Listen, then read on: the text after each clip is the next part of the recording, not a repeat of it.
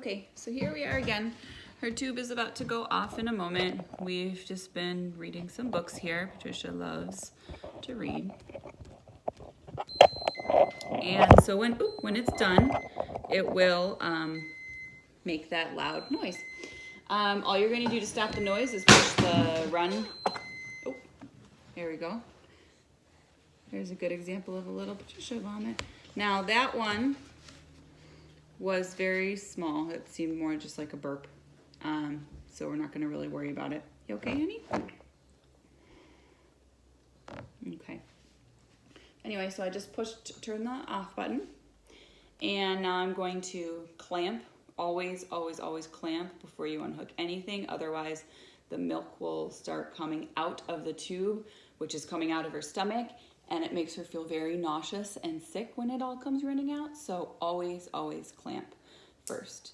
And if there's ever a problem where this comes disconnected or anything, always the first thing you should do is not try and reconnect it. The first thing is you always clamp, or if you think, fast, just kink the tube so that nothing else will come out. If you can't get it clamped, just always think, how do I stop the milk from coming out? So usually if it's something, because sometimes, this might come undone. Not often, something would have to, happen for it to come undone. But if it does and milk's coming out, just kink the tube, clamp it up so that nothing else can come out. Anyway, then it's clamped. You just unhook it, plug it back up. And then what we do is, now Patricia's been sitting in this chair now for a half an hour. So she's been very patient, and she is, a 1-year-old, and she's not really interested in sitting in the chair any longer. So the calmer she can be after she eats, the less likely she is to vomit. And her vomiting's been great lately. So we put on a show, just like on our phone. You can either Mother Goose, nursery rhymes, but if she can just kind of like stare at something and zone out for a few minutes, that's really the best thing for her. And we have her sit for 10 minutes after her feed. And so I'm just going to do her washout, and then I'm going to turn the camera off so I can put her show on for 10 minutes so she can just watch it, and then I'll get her out and show you how I unhook her. So I've got this small syringe hooked up to the small line here. Sometimes these do fall out, so just make sure you hold it. Unclamp. I just give her, after a feed, we only give her 15 milliliters because she's full. And this is just clearing out the tube to get all the milk in, and also to push all of the formula through her G-tube so that it doesn't get stuck and clogged in there, because that's bad. So now I'm just going to I'm going to turn on the show for her and just let her sit for 10 minutes. Okay, so this is what we do to clean out the feeding bag.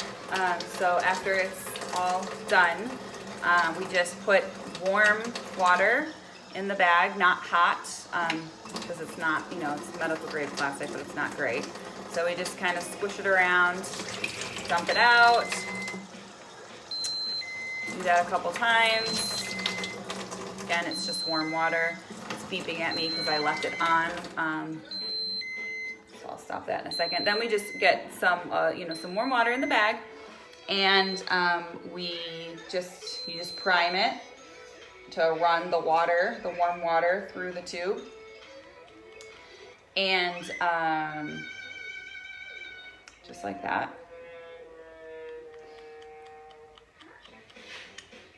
There we go. It was starting to get a little bit clogged, but it pushed through. Okay, so now it's primed, and now I'm just gonna push run again and just let it run for probably about 5 minutes on its own, just so that it can get the water to run through the tube and all of the formula out. This is still formula. And we just have it kind of hanging in the sink here. You could put it in a cup too, either one. Just, keep it sanitary, because you don't want this like in, dirty water or something. And then after about 5 minutes, what we'll do is I'll just pour the rest of the water out, and I'll just push prime until everything is out of the tube, till the tube is empty. And then we pack it up, we'll put the lid on here and put it in a plastic bag and just put it in the refrigerator. This empty bag should stay in the refrigerator when you're not using it, just because there was formula in it. So just keeping it in the refrigerator helps to keep all the food good. Okay, so this is after the feed now, and I'm just laying Patricia down really gently. We really try not to move her around a lot after she eats. She's been sitting in her chair watching the cartoon, Tutu Boy, for 10 minutes.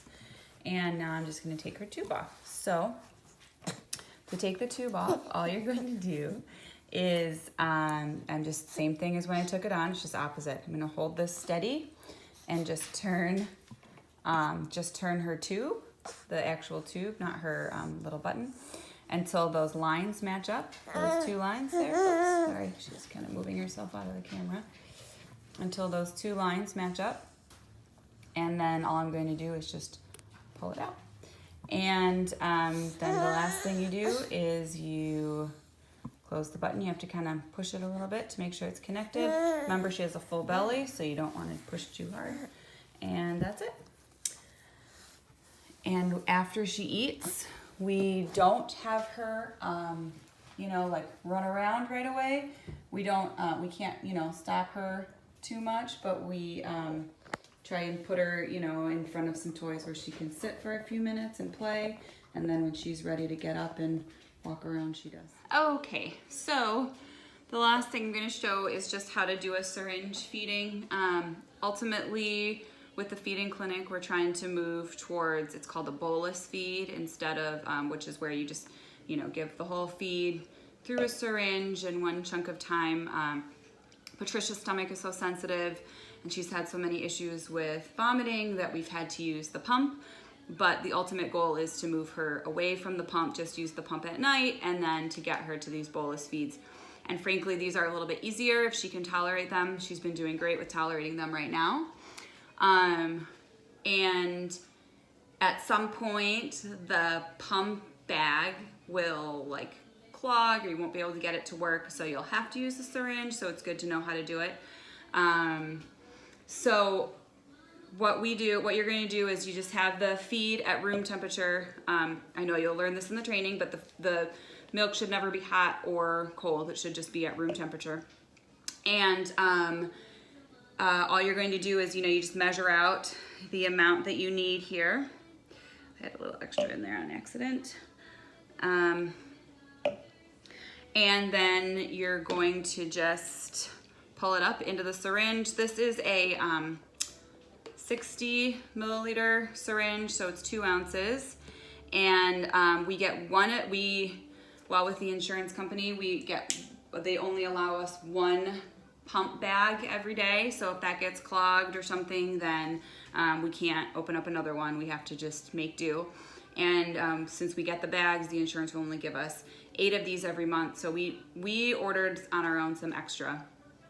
So we should have extra if we need them. But we usually try and use these for a couple days, just wash them out. So the first thing you're going to do is just same thing as before. You're going to unclamp the tube on that white thing, hook it up here, and then you're just going to prime the tube, because you never want any air to go in. So just make sure you prime the tube a little bit, or all the way, sorry, until just a little bit comes out the end. Then go ahead and clamp the tube before you take it off.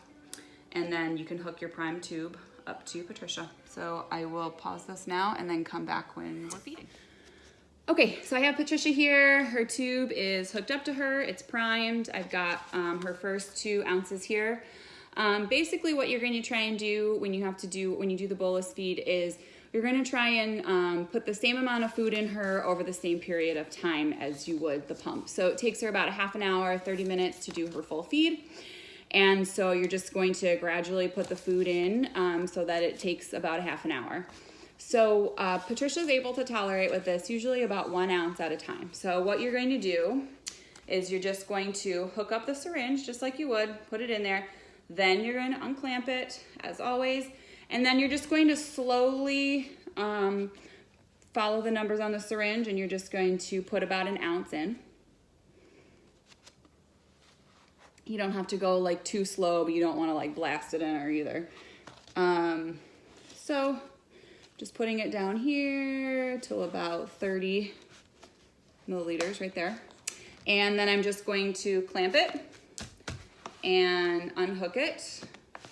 And the reason I'm unhooking it is just because I don't, if it, you know, falls off the table or Patricia grabs it, she could pull her tube. And so we always just try and keep it out of her way because she does try and grab this sometimes and it will really hurt her if she pulls on it. So we just kind of keep it, you know, like right behind her. So there's an ounce. And then what we do, you can set your timer on your watch or your phone. I gave this one at about 11:28. So I'm going to wait 5 minutes, 5 or 6 minutes max. And then I'm going to put another ounce in. You're just going to do that for the whole feed. So it takes about 30 minutes to get everything in. And then you'll just have her sit for, you know, an extra 10 minutes so that she can kind of settle, and she usually does totally fine. I just didn't have time to put food in front of her yet, but I'm going to get that now. She should usually have food in front of her to start, where she's trying to eat a little bit, because we want to always associate her getting her belly full with her with food in front of her. And so again, we just push it in about an ounce at a time until it takes about a half an hour total. I usually just go every 5 minutes, put another ounce in, and she should be totally fine. If she shows any signs of nausea, what she usually does is she'll start to like really grab at her ear. She'll kind of go like,